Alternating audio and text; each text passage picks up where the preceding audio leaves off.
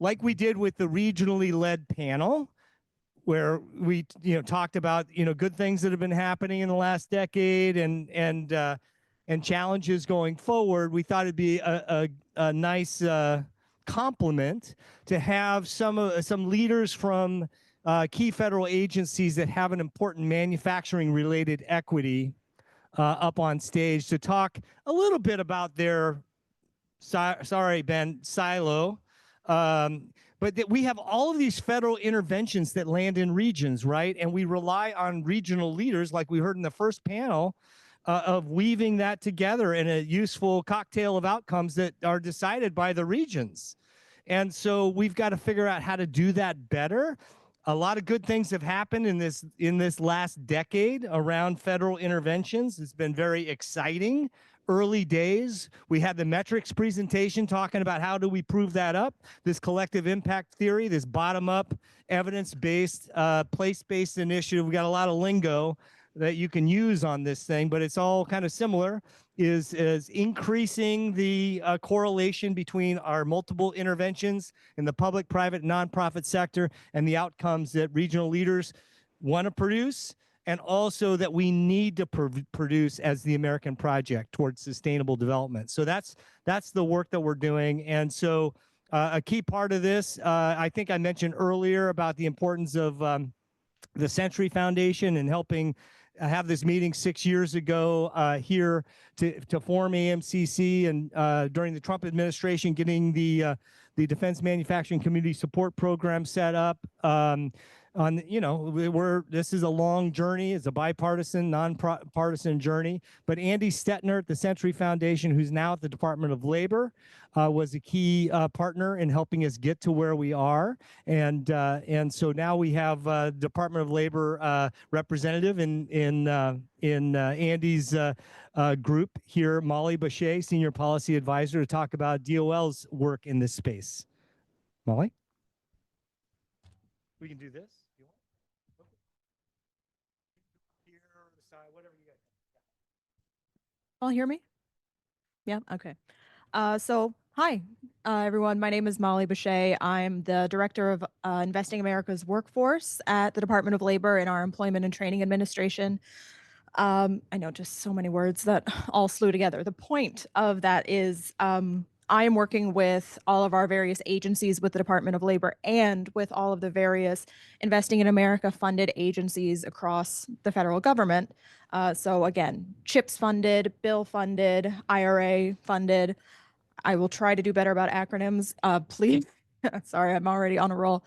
But all of those funded agencies, and seeing how the Department of Labor, which was not funded out of Investing in America, but has fully jumped on to this initiative, to this mission of making sure that the workforce is prepared, is ready to adapt to this huge infusion of capital that's going to create, again, the infrastructure of the future, create the manufacturing jobs of the future, create whole new regions of economic success, and change the industry mix all across the nation, and also revitalize a lot of climate work as well.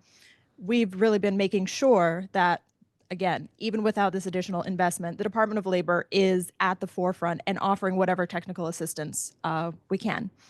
So you tell me a little bit, what is the best thing that I can offer? What's the one thing you guys want to hear? Considering there's a ton of us on this stage, I could go on forever. I'd want to know what's going to be impactful before we jump into the workshop, so I don't go on forever.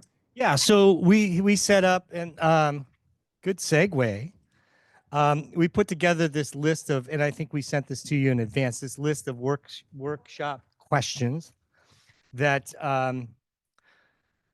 so like you think Department of Labor, right? You got your workforce boards, we got federal funds, right, that flow into the states, and they're supposed to get that money distributed appropriately. If we do say manufacturing cornerstone is critical to this economy, how is that flow working best, I would say, because we're talking about progress. So let me throw that to you. Yeah. Okay. So like I mentioned, out of the Investing in America initiative agenda, all of this capital is flowing all across the nation. Part of that work, I think you all would probably be familiar, is the workforce hubs. There's been 2 rounds of those.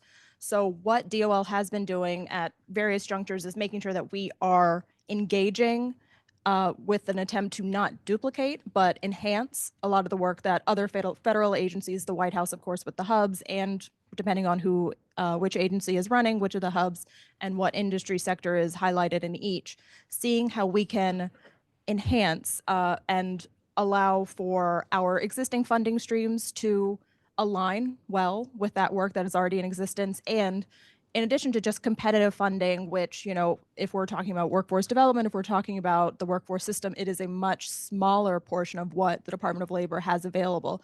Most of our funding is coming through formula dollars, is coming directly to states, to regions and locals, through workforce boards, through formula funding, through WIOA funding. Again, apologies, all of the acronyms.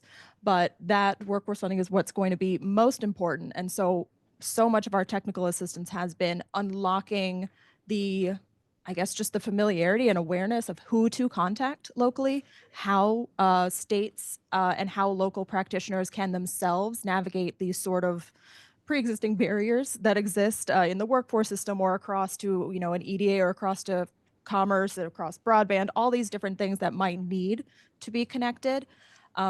And making it so that these locals don't need to come up to the federal government to establish that knowledge base and that competency, but have the ability to establish the relationships, the trust, the partnership at the local level and run from there.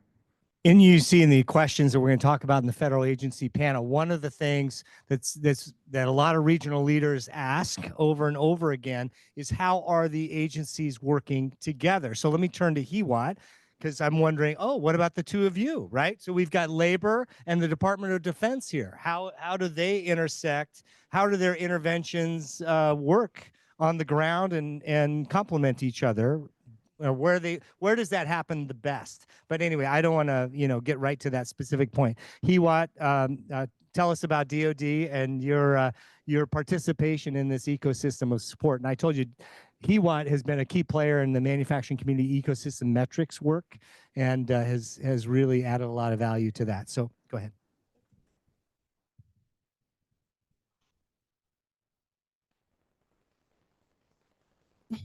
My work at DoD, I work for the Office of Local Defense Community Cooperation, and we have a series of grant programs supporting communities that partner with installations, with defense industries, and one of them is the Defense Manufacturing Community Support Program.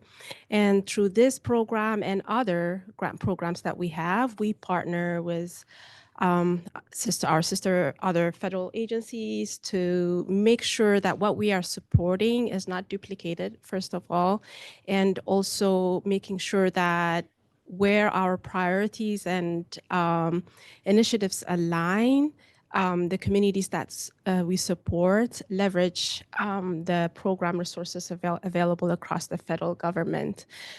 So when we implement DMCSB, we engage Department of Labor earlier on, EDA, NIST, various DoD agencies also within DoD supporting defense industries to when we craft the policy of the program and when we review the applications that we receive to make sure that it's aligned with the national priorities, not only with just DoD priorities, avoiding duplication of efforts. And after we have selected our communities that we support with, we make sure that we share what they are doing with the rest of the family to make sure they leverage support. And we see that there is a continued leveraging happening in the communities that we've supported through DMCSB, 23 regions in total. We've made 110 million investment in these communities, which can be just a drop in the ocean. You know, it's just a seed money, 5 million per community. When you think of it, it sounds big, but when the goal and where the communities want to go needs much more resources than that. And we've seen them leverage additional continued support from state governments, from other regional development support programs like Build Back Better and NSF engines and other programs. And we track the numbers. They've been able to leverage 550 million so far out of 110 million investments. So that's a huge success for us. Great. Thank you, Hiwat. And from the Small Business Administration, Jennifer Shih.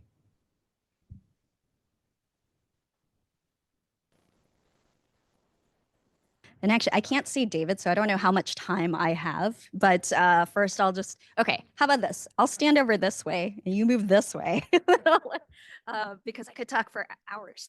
Hi, I'm Jennifer Shih. I'm the Chief Scientist and Program Manager for the Small Business Administration Office of Investment and Innovation Ecosystem Development Division. All right. And this is why the federal government has acronyms. In any case, what does that really mean? And what I'm going to do is I will tie it to the specific programs and initiatives that our division works on, and also let you know that essentially we're a startup organization within the Small Business Administration. But our programs are not. And so we are a division that has the ecosystem development focus. And specifically, the small businesses that we focus on within the Office of Investment and Innovation are those that are growth oriented. And so what does that mean? So the other core programs in OII, Office of Investment and Innovation, are one, the innovation programs that we talk about is the Small Business Innovation Research, SBIR, Small Business Technology Transfer, STTR programs, SBIR and STTR. I think many of you have heard of it. And in supporting that program, we also specifically for our entrepreneurship support organizations, the federal and state technology partners. And so I know we have at least one FAST awardee here and that supports the entire state for helping small businesses actually apply to the whole of government, more than $6 billion in non-dilutive funding for small businesses doing research and development across the mission areas of 11 different federal departments. So that's the innovation side. The investment side, those types of growth-oriented small businesses are really the ones that they're revenue generating and they're looking to grow. And that doesn't actually necessarily mean that they're technology and R&D focused, though 30% of the small businesses that get funding through the Small Business Investment Company program or SBIC program actually are in the manufacturing sector. And so the SBIC program is really a public-private partnership where for every dollar that a particular fund is raising, the federal government, and specifically SBA, will put the full faith and credit of the government to provide a loan of up to $2 for every dollar that fund is raising, which means that that fund can invest $3 into a small business. And so the SBIC program has been around since 1958. So it's often thought of as kind of the initial part of the venture capital industry, really, and we've had a number of recent. Last year there was a really major change. There was the first change in that program in 20 years, where a new instrument to really try to change sort of the dynamics and attract more early stage patient capital that will be investing more in the technology heavy industries was created, called the accrual debenture. In addition, with that, we also had the SBIC Critical Technology Initiative, which is a partnership with the Department of Defense Office of Strategic Capital. But really where the ecosystem development division focuses is on our programs for the regional innovation clusters, which has been an SBA program since 2010. And I know that we have multiple regional innovation clusters. Can you just quickly raise your hands? Okay, we got a couple over here. Thank you. That actually moved last summer into our division because our division got started about 2 years ago. So, that's been a number of new things. We have 25 current innovation clusters, and that focuses on particular industries and particular regions. So that's our place-based focus. And then we have had the Growth Accelerator Fund competition, which is a prize competition since 2014. In 2023, when our division got created, we actually redesigned the Growth Accelerator Fund competition. Historically, it had been about $50,000 of prizes to go to accelerators to do their accelerator work, right? And I know we have some Growth Accelerator Fund competition awardees here. And in 2023, we redesigned it following some of the models of some of the large initiatives that we're going to hear from the Chips and Science Act, and looking at what was needed in the ecosystem, because really ultimately our division is a very customer centric one, right? We're trying to always be learning from what is happening in the ecosystem. The Growth Accelerator Fund competition, because it's a prize, actually allows us to learn very iteratively each time that competition gets run. And because it's a prize competition, we can change the competition guidelines and tweak it and listen to our awardees, which hopefully our awardees will say that we have actually listened to them. 2023, we redesigned it to be multiple phases and really have a focus on building and strengthening the networks and interconnection between the different types of entrepreneur support organizations. So one thing I do want to make sure to do is put the call out for all of you to join. We have a monthly SBA Innovation Ecosystem Network call. It's virtual, and we try to bring our connectivity. You know, we're talking about breaking down the agency silos. We have we bring our federal partners to come present about what they're doing that's related to the innovation ecosystem. And then we also want our ecosystem builders to like come and tell us what's happening where you are so that we can take that continuous feedback. And one other piece I'll add is just having been a really, you know, one of the things that we focus on is that short-term education of what is currently existing, but we are always trying to learn from and build on making the longer-term structural changes that are going to be needed to actually create better and stronger connectivity across the federal government. So thanks. And it's that humble attitude that is a great model and collaboration. Thank you, Jennifer. So let me now introduce Joda from NSF, Thong No Nua. Thanks for being here and telling us about, you know, NSF and the collaborative work that you guys are seeding. Yeah. Yeah. Well, thank you so much for having us, and glad to be here. My name is Joda Thong No Nua. I am a special advisor at the Technology, Innovation, and Partnerships Directorate at NSF, which is the first new directorate at the agency in over 30 years. We're really excited about the work that we have been doing to really accelerate the use-inspired and translational research that we see as being critical to moving the technologies that we know are going to define the modern age into society at a much more rapid clip. Discovery science still remains the identity and core mission of NSF, and it has been for over 70 years. It's been the largest federal funder of research for nearly 75 years, actually. We've got our 75th anniversary coming up next year. And we have funded everything from the flight migration patterns of birds to discovery of the black hole, being one of the first investors in what would eventually become Google. It is kind of runs the gamut. But at TIP, we were specifically created by the passage of the Chips and Science Act, which was designed and gave us a mission to really ensure the U.S. remained a global leader in the global leader in science and technology. And what we specifically work on is really closing the valley of death, or valleys of death, because we know there are not just one, that often are so challenging whenever researchers or specifically technology ideas are trying to move through the commercialization pathway. And we know there is clear funding, not enough, but there's a clear funding pathway if you want to advance fundamental research, and that's really, again, the bread and butter of NSF.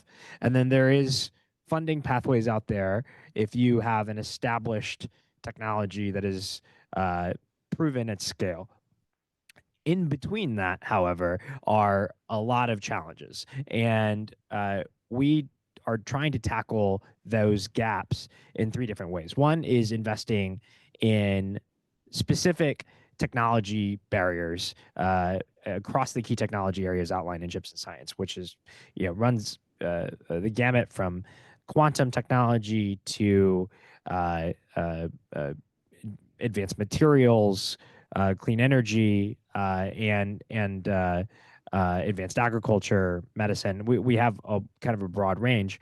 And in each of those, there are specific hurdles we know we have to get over. And so NSF is going to, and through TIP, invest significantly in use-inspired research that partners with industry and partners with the ultimate users of those technologies to try and close that gap quickly. And I'll give you a quick example. In our advanced communications portfolio, we just funded a $40 million opportunity called Breaking Low, which is really designed to break the low latency barrier down to single digits, which we know is going to be necessary for the emergence of broadly integrated and useful VR AR technology. We cannot do that unless information is getting from tower to device very quickly. And so we know that we're going to have a lot of work to do in that space, and we've made a significant investment in that technology.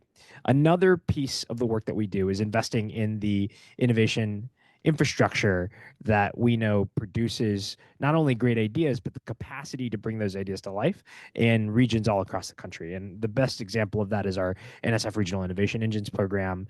And it is a complementary sister program to our colleagues at EDA. I know you're going to hear a little bit about the Tech Hubs program here shortly.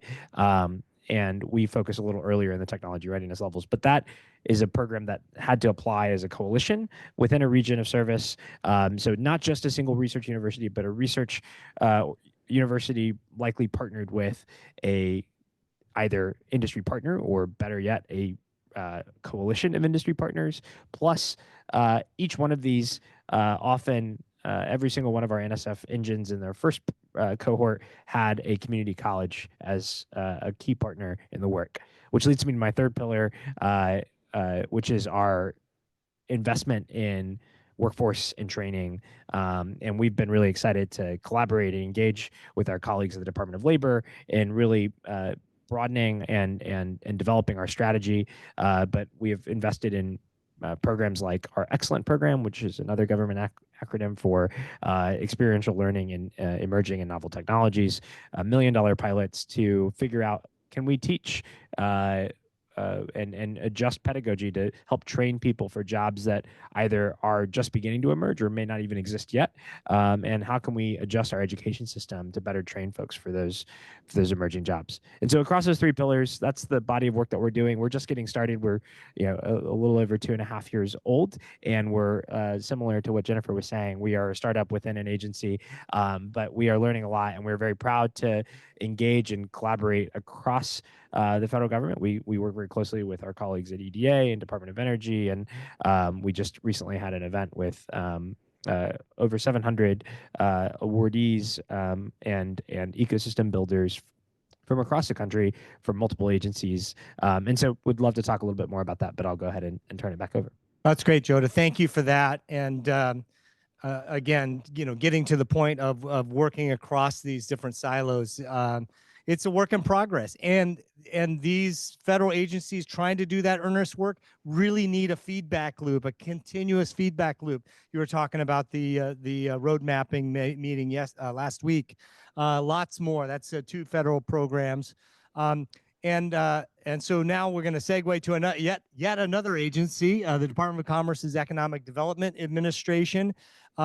I should note, of course, very important, AMCC is the nation's manufacturing community of practice. That was a designation given to us by EDA, through their community of practice program. But as a humble governmental move, they said that AMCC's mission, we like it not just because it supports EDA programs, but that it supports any other federal agency bottom-up intervention and any other state or privately led federal manufacturing related intervention. So we have this funding stream for a couple more years through EDA, but it's important to recognize that this work has got to be cross-agency, cross-sector, et cetera. And Pete Longway at the department at EDA has been a great partner, helping us not only with that grant and all that, but he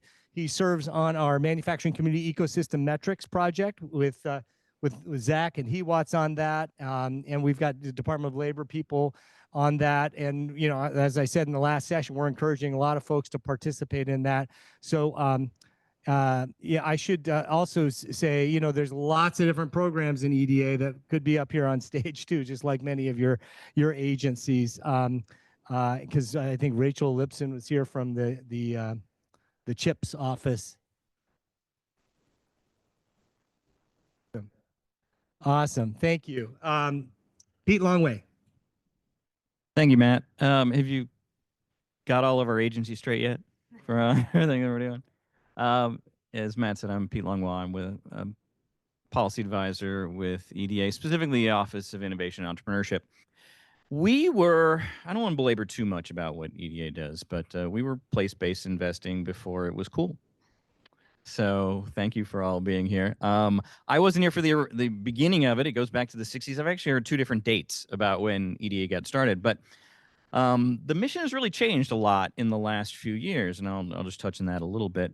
So for those decades, we did a lot of investing basically through our regional offices, and so it's very much decentralized. But what happened with COVID and beyond has become what's known as national programs. So that might be the things you've heard a little bit more about, specifically things like the Build Back Better Regional Challenge, the Good Jobs Challenge, STEM Talent Challenge, and most recently the Tech Hubs, or the Regional Technology and Innovation Hubs, which is primarily what I work on now.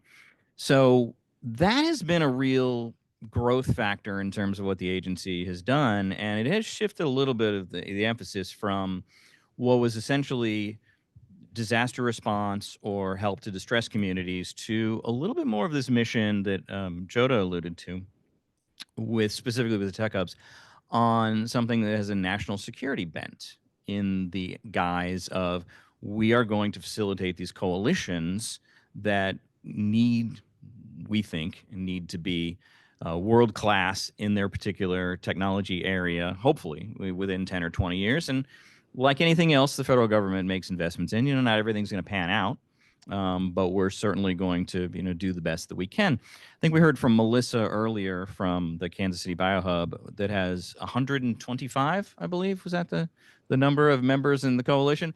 That's on the high end, but not extremely so. And so this is the first time where we're really essentially asking the communities, and the original applications, there were nearly 400 different regional coalitions from across the country that applied to get this Tech Hub designation.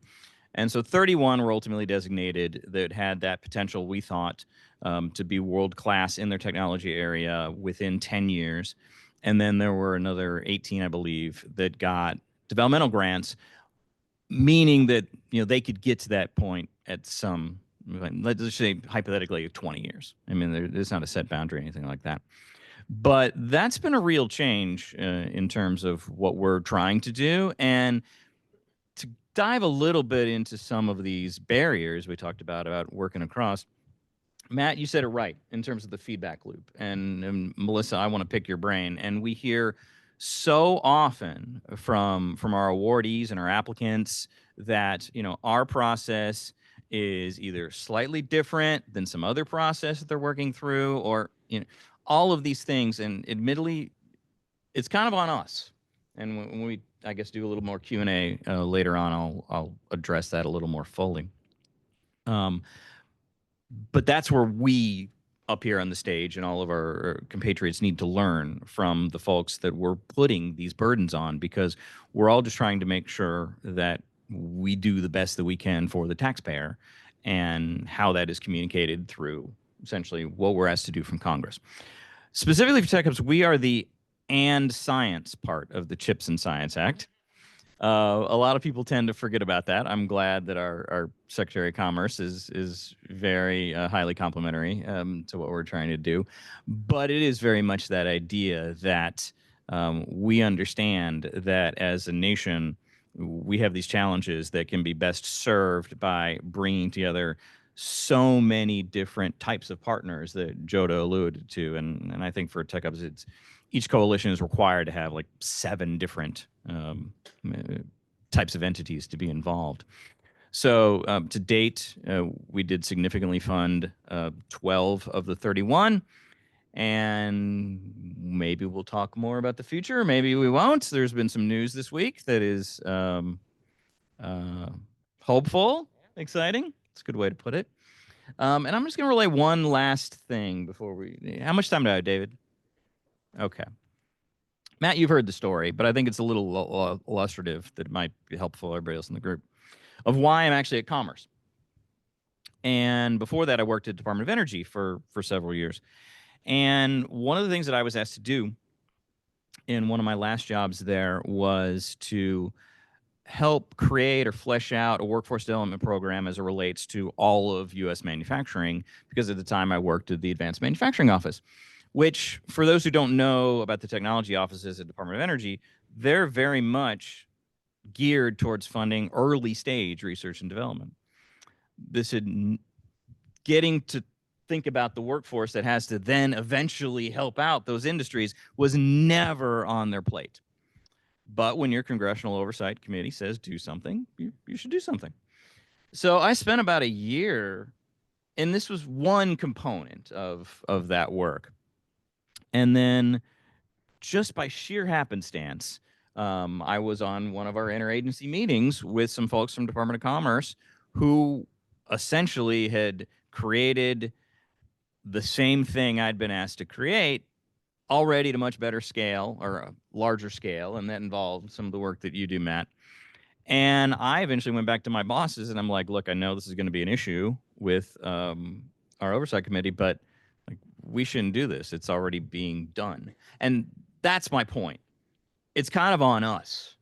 And I'm sorry, I just, me personally, I need to take like 3-4 hours out of my week and just dedicate it to talking to the other people here on this stage and their colleagues and just knowing what is happening out there. I can elaborate that on a little more, but point is, once I learned about that and learned about more what Commerce is doing, I ultimately jumped ship and came over to help on that side of things. So we'll see. Awesome, Pete. Yeah, well said. Thank you very much.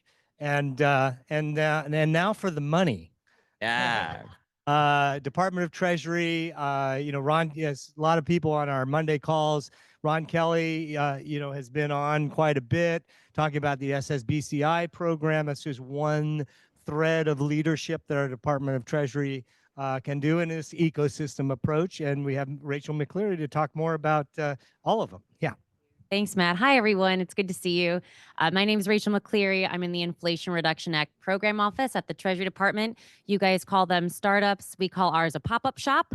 The IRA Program Office was established, of course, after the passage of the Inflation Reduction Act. I'm sure many of you are aware it was the largest economic boost in a generation, certainly the largest investment in clean energy in our country's history. And the Treasury Department is an interesting spot because, as many of you know, we are not the Department of Clean Energy. We're not the manufacturing department, right? We have a lot of really great and talented tax attorneys, but this is all very new for us. So my directive when I was brought in, a year and a half ago now, was to lead stakeholder engagement across all of the 20 new or modified tax incentives that were made available through the IRA. Many of those are a mix of investment and production tax credits with the goal of onshoring clean energy manufacturing here in the U.S. Those incentives in particular are very important to me. Before I was at Treasury, I was at Ford Motor Company. I led the U.S. manufacturing policy portfolio for Ford. So my purview was on batteries, critical minerals, EVs, all of those things. And so when Treasury called and said, hey, we want you to come over here and work on all this stuff, but on the implementation side, it was really hard to say no. I mean, obviously within the IRA, we have all kinds of different clean energy incentives up and down the energy gamut. But when it comes to the role of manufacturers in this particular audience, we're really focused on getting to those smaller guys. We're focused on building up the supply chain. We know that the Ford Motor Companies of the world, okay. We know that the Ford Motor Companies of the world are going to figure these tax credits out. They have giant offices with very smart tax professionals. I know, I worked side by side with them for 4 years. but it's the smaller manufacturers, the mom and pop shops that are making different widgets that all feed into the solar, wind, battery, critical mineral supply chain that we have to get this information out to. So my job, my directive was to get out there over the past year and a half, and I see a lot of familiar faces in the room, which is great. Matt mentioned collaboration. I mean, the first thing I did when I got to Treasury was immediately reach out to other agencies who had been doing this for a while. Zach and I were in Evansville, Indiana, talking about advanced manufacturing credits in April. We have a separate work stream with the Small Business Association because we need administration because we need to figure out how to get HVAC installers and folks that are doing energy efficiency upgrades information about tax credits.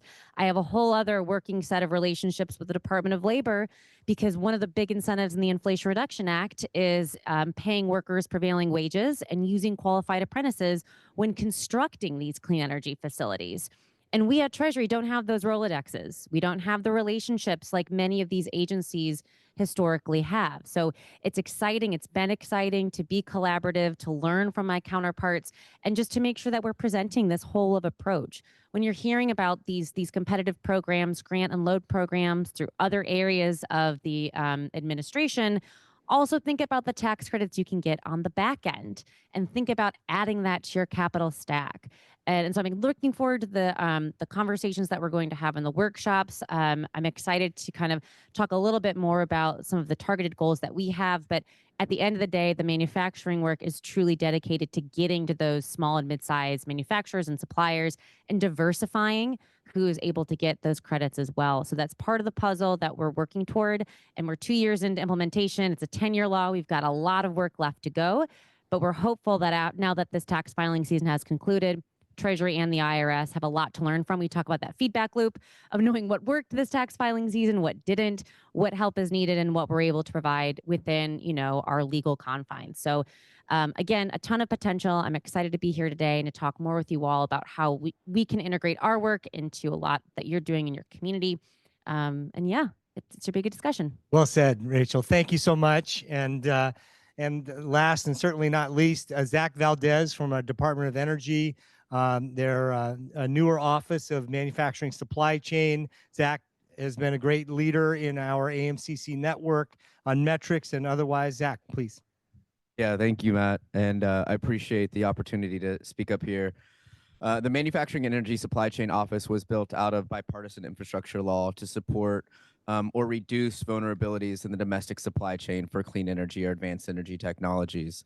So with over $20 billion, with $10 billion of that coming through IRS and the 48C investment tax credit, we're looking at where are there strategic areas within the domestic supply chains that we need to invest in that have a high risk of geopolitical, climate, or other types of crises impacting that, so that in the case that we have another pandemic, we can all turn the lights on, right?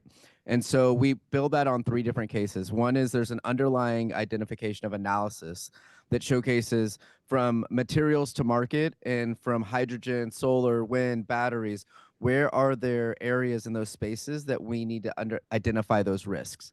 So domestically, we have very little, if any, processing of critical materials for batteries, right? So that's a huge red flag. We need to figure out where do we get the capital equipment? What does the workforce look like?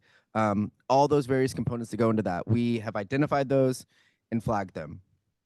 The next part of that is how do we build manufacturing capacity in this country, right? And I think we've been talking about 40 years ago, we've been offshoring all of our manufacturing. That's not going to come to any surprise to anybody here.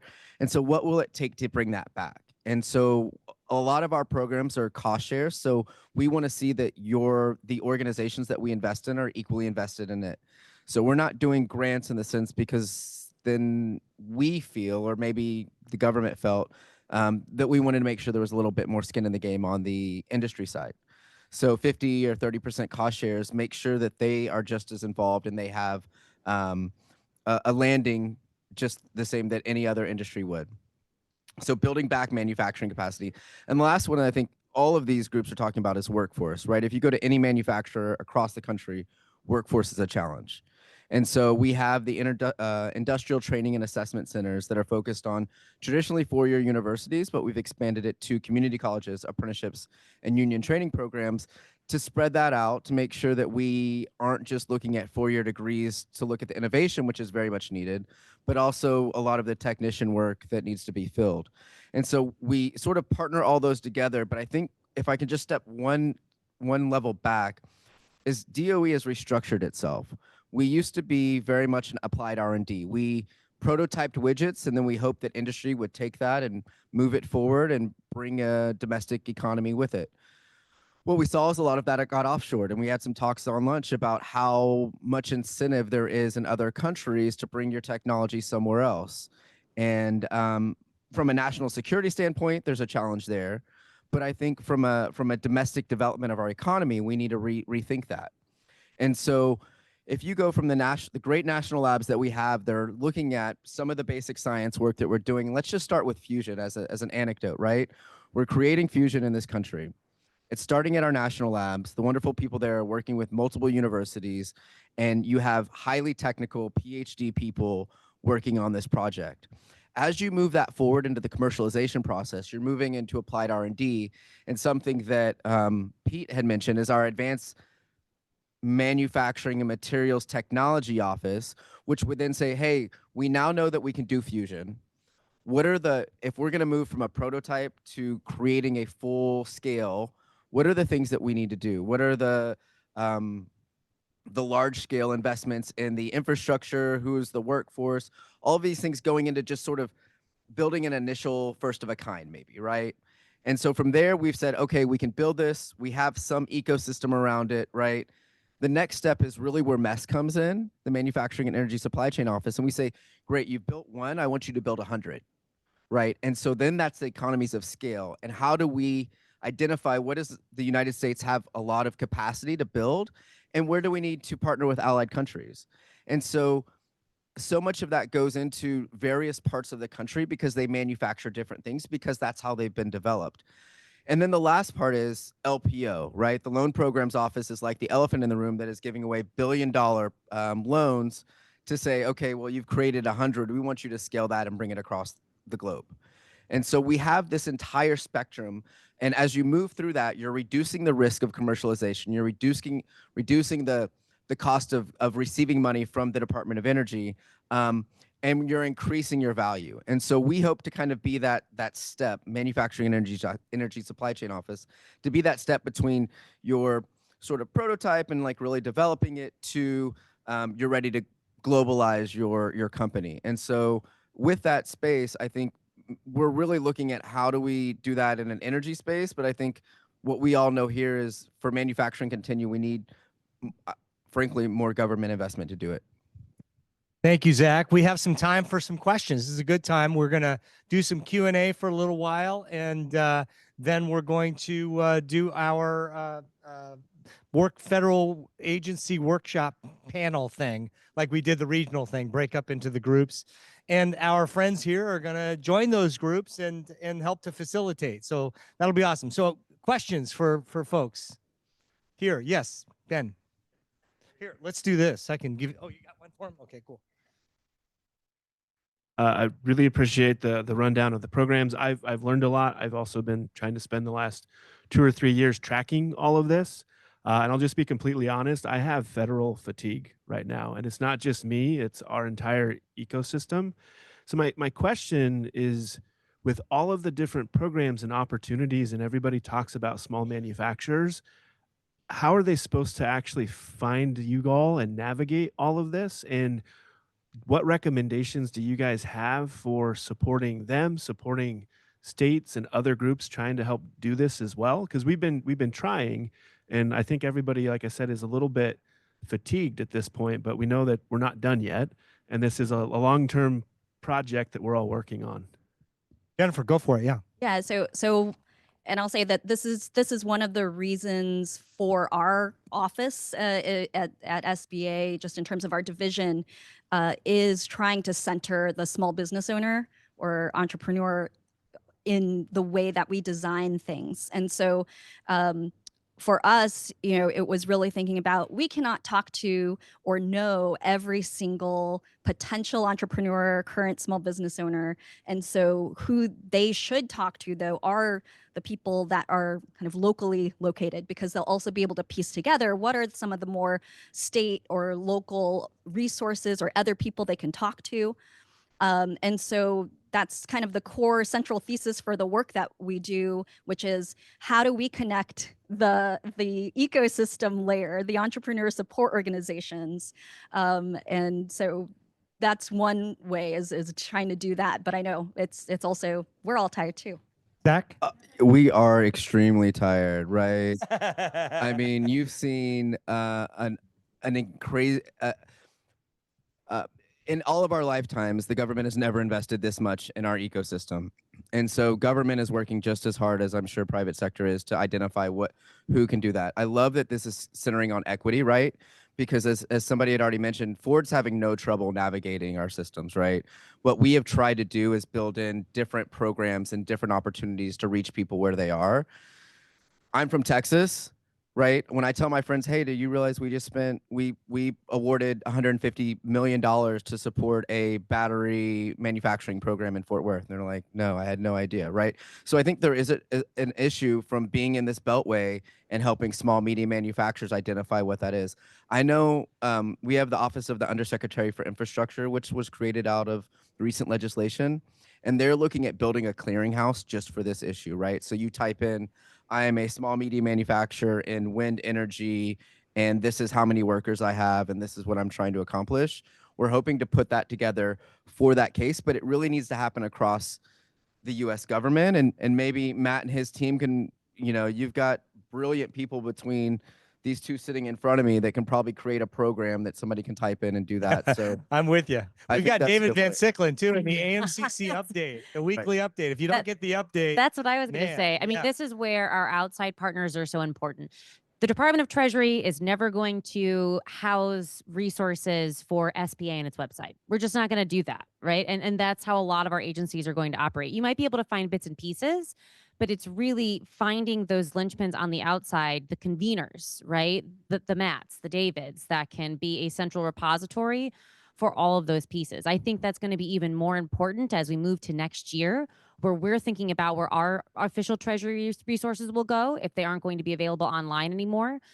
Who from the outside can make sure that all of that information is still centrally located. So I'd say, to Zach's point, we are all trying to figure out a way to make this easy and streamlined. But I do think the most effective way is truly going to be either individual states deciding that they're going to be the hub. So if you live in Michigan, like where I'm from, you go to the governor's website, you can see state and federal resources and see how they work for you, or having an AMCC be able to kind of collect all the different things that we're doing, synthesize it, and put it together in a way that is kind of your no wrong door entry for a small and medium supplier or manufacturer.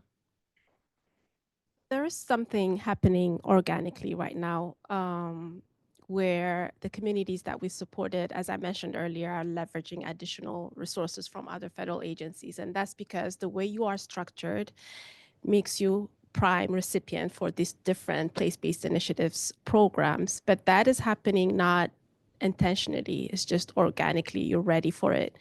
And I think from the federal agency side, we need to be proactive enough to coordinate and collaborate and make sure these leveraging resources are happening more intentionally.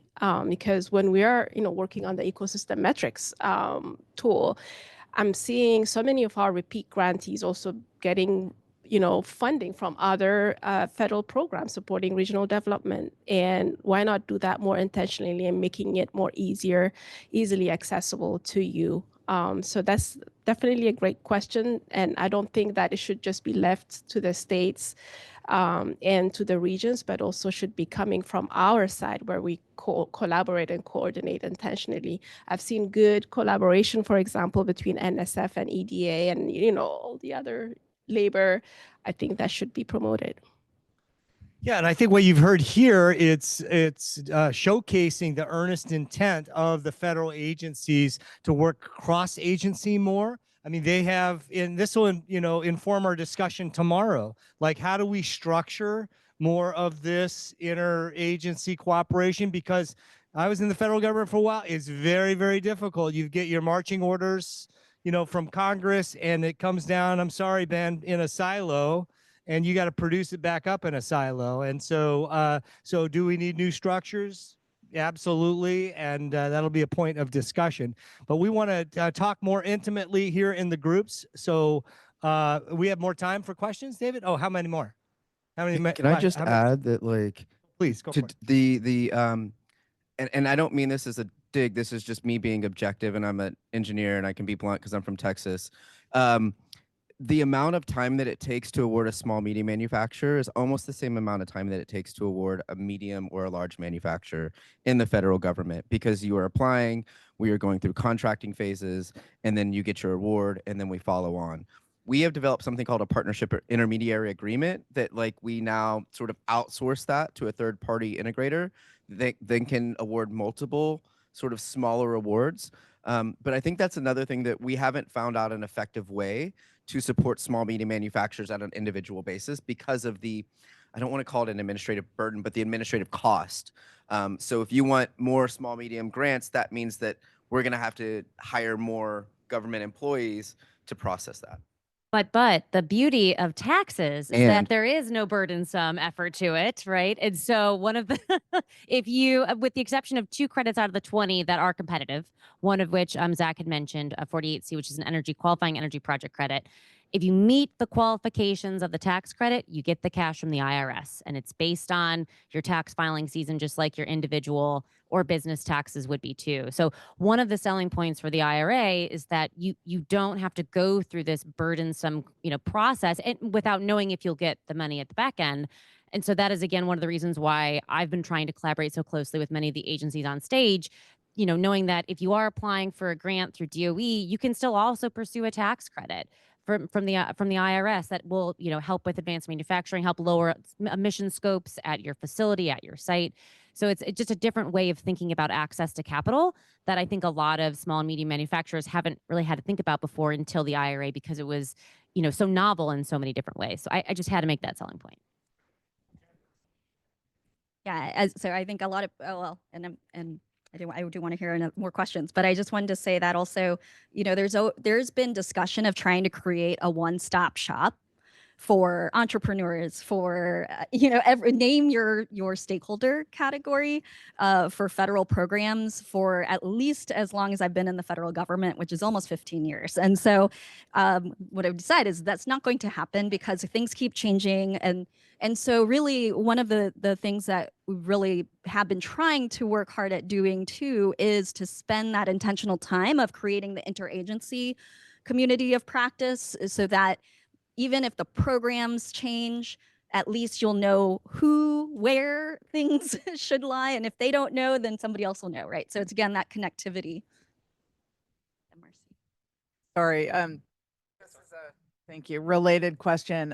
Thanks to all of you for all of the work. I can't even imagine how hard you're all working right now. So thank you. Related question. I mean, one of the things I think when I was in DOE, we found, and we did a lot of, Matt Dolby over there and I did a lot of interagency work between EPA and DOE, but all through the White House. The White House is technically where you coordinate everybody, right? The interagency policy committees, the interagency work groups. Interesting. I'm increasingly interested at the state level and the federal level of legislatively created structures versus administratively created structures, and interested in, one thing we saw was that the only parts of the Obama place-based work that were sustained were the ones that ended up housed at the regional commissions, because they were outside, right, of the White House structure. Interested in whether any of you were thinking about kind of legislatively, and that's because the regional commissions are created by Congress, so they live in a different space. Are you thinking about this at all? Like, is there anything we can do to be helpful about this, or are there ideas that are out there, and not creating a one-stop shop, but like, what can we do to make this stuff a little more durable? And just one thought in terms of, another similar area, right, is the nanotechnology coordinating office. And I think that the quantum coordinating office got created, yep. So. Something to think about, maybe. Melissa? Okay. I was just going to say really quickly in response to that. It's not congressionally created, but one of the things that we are working on is we stood up a post-award support platform for our NSF regional innovation engines called the Builder Platform, and that sits outside of government. And it's unique because I think we built in partnership with MIT and then MIT's venture arm, a post-award support platform that looks a lot more like a venture platform, and housing that outside of the government and then investing in it and creating pathways for philanthropy to engage, for private capital to engage is a way to create some sustainability over the long term. So it's an interesting model that we're looking at and also talking to other agencies about how do we scale that up. Another thought is the career civil servants that do last a long time through the through line. You had a question? Oh, I'm sorry. Melissa. So, hi y'all. Thank you all for everything that you do, really. So my question is kind of about some of these structural challenges that just don't seem to be changing despite all the funding. And this is like from the view of somebody who sat in a funder seat as well as in an ecosystem seat. Things like capital agglomeration, there's only so much that leverage and matching funds can do. Like, a really bad way to encourage capital formation is to require capital to access capital in the form of leverage and matching funds. A really good way to encourage capital formation is to capitalize venture funds. So I'm curious, how can we change the conversation? Like, I understand that leverage is a really compelling talking point and a demonstration of success and engagement and momentum, but how can we change the conversation about leverage, especially when so many of the programs that we're trying to run in advance are trying to counter agglomeration, not follow it?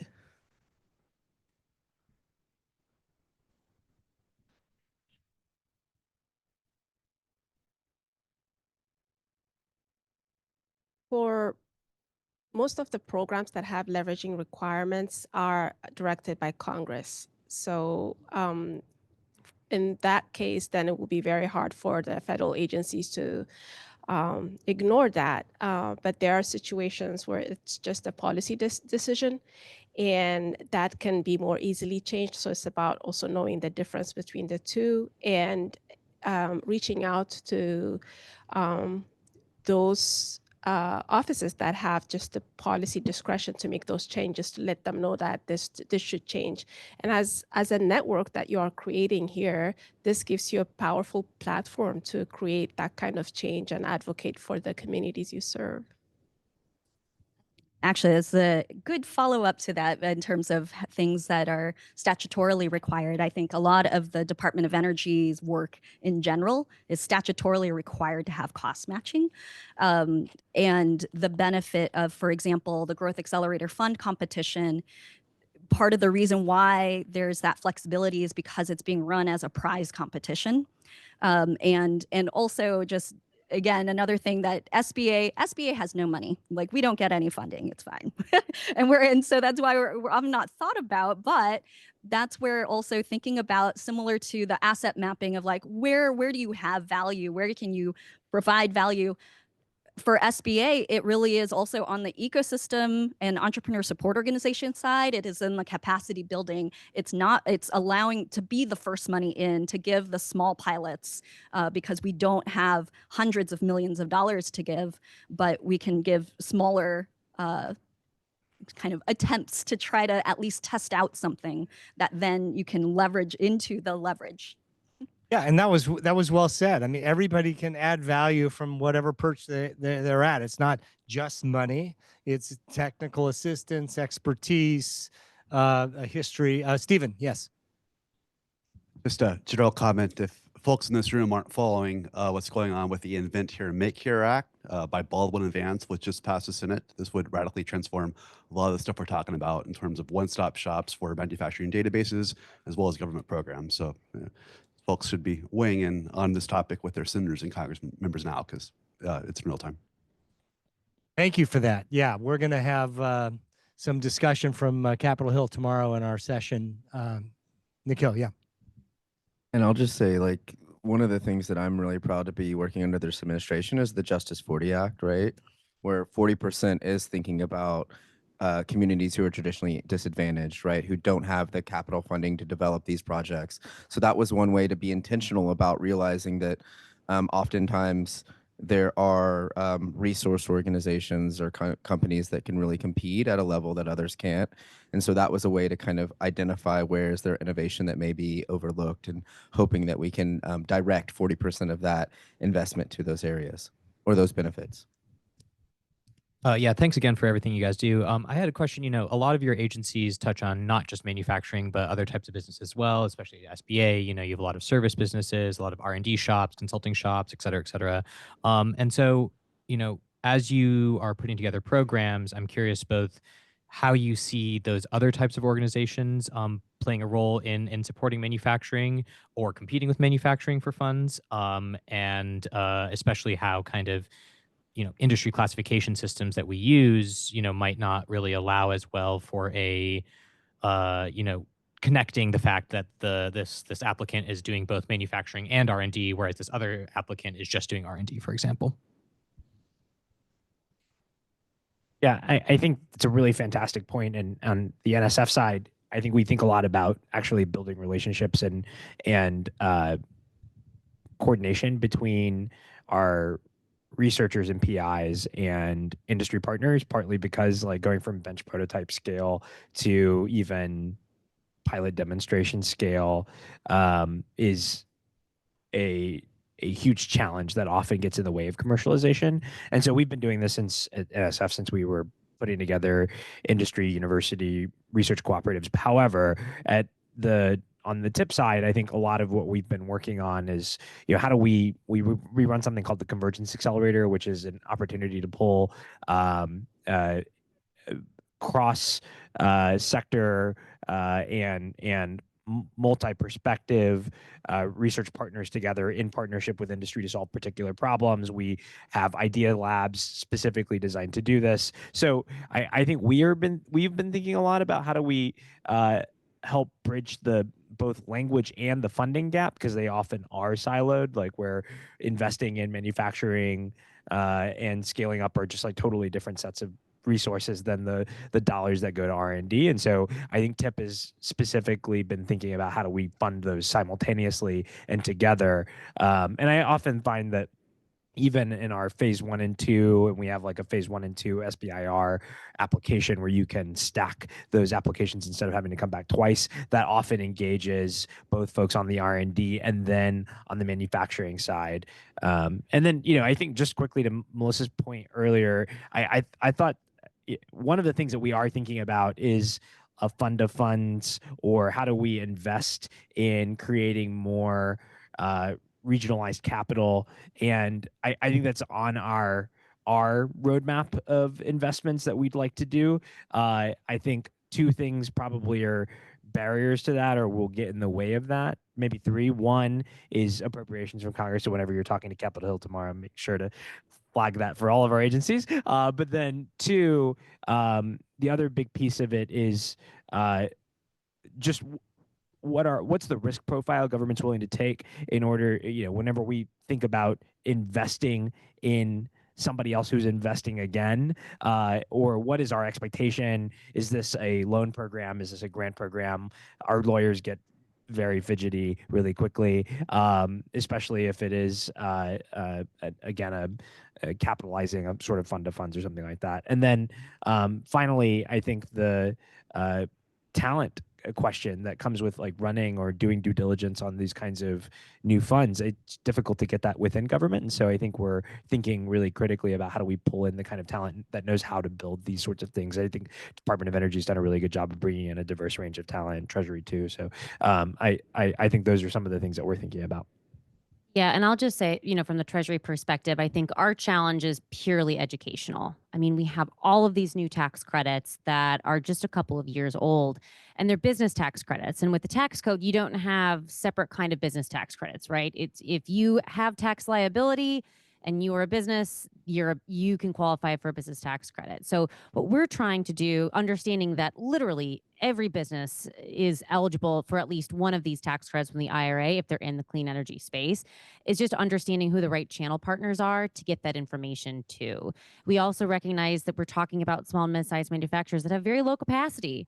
These guys are just working on their widget every day. They don't have time to sit and listen to me for 45 minutes talk about 2 different tax credits that they may or may not be eligible for. So we're trying to identify the other AMCCs that we can get this information to based on size, based on industry and location. And that just really varies based on the channel partner, based on who they're connected to. But it's something that we think about all the time because, again, our focus has to be on getting this information to that taxpayer that really needs that tax credit to help fund what they're trying to do, but might not know about it and might not know if they're eligible. So again, relying on the expertise of DOE, of SBA, and others has been something that we've done credit by credit to make sure we're getting to the right businesses for each of these and that we can ensure a lot of diverse uptake, in all of the programs. It's essential to the IRA success. And yes, as you're talking to your Capitol Hill panel tomorrow, I mean, preserving these tax credits could not be more important for our manufacturing base to continue this long-term certainty that manufacturers now have in so many of these investments. I have a comment, and maybe less of a question. I'm building on the fund of funds ideas and the SBIC program. A couple of years ago, we started this initiative before OSC was OSC with the leaders, JR and Wes Spurlock and those guys to create, actually, we got a SBIR funded to do this idea that we're talking about, that the DoD then partnered successfully with the SBA on their program. But I want to reinforce a couple of things with this idea because I think it's a wonderful idea. Without any disrespect to the Department of Energy, when we all think about guaranteed loans from the DOE, what does everyone think about? Solyndra, right? And so with that in mind, there's a lot of due diligence associated with a DOE loan to one company. And it takes, and I tried to get one a number of years ago, it takes a really long time. And by the time you're done, are you so vetted that you really need a federal credit program to vet your thing? And then significantly after the loan, the Department of Energy is looking for you to repay the loan. Let's compare that to a venture capital fund. They have a portfolio effect. They want to invest in 25 companies. They know 18 of them are going to go broke. 5 may return 0, and a couple of them will make the fund. They act at the speed of business because they don't have those restrictions. And more importantly, they want you to be successful, wildly successful, and they will come into your company and make you successful whether you want them to do that or not. So I highly encourage all of the departments to work with the SBA office to grow that program. It's huge. And then to the SBA office, I would encourage you to think about the knobs that you have. What is it, 150, let's see, 70 plus 140 is, what's that number, 210, right? Roughly is the capital size, the fund size. The a fully leveraged SBA fund's about $210 million. If you want to do a portfolio effect and you want to invest in 225 companies, then you're writing $10 million checks. Deep technology needs more than $10 million checks. All these companies need $100 million checks, $50 million checks. I would encourage you guys to look at a fund size more of $1 billion and not cap it at 250. But you can write a box around that. You can limit the technologies that fund size can go into. I also ask you to look at the knob of 2 to 1 to maybe 4 to 1 or some other number. You can work with PitchBook data and other Crunchbase, and you can see return on investments for deep technology isn't in 7 years, it's in 12 to 15 years. And that time lag alone makes it really hard to get an expected return on traditional VC funds. So again, I love this idea. I think that's huge. I hope you all work on this more. So thank you very much. And I'll just flag that some of those things are, in terms of the amount of funding that SBA is allowed to leverage, it was finally just increased to $6 billion for the SBIC program as a whole. There are over 300 there are over 300 SBIC funds. And so distributing across that portfolio kind of leads to some of those shapes. But the accrual debenture did try to take into account the payback structures to try to incentivize earlier stage investors to also, and especially on the critical technology side of things, to come in.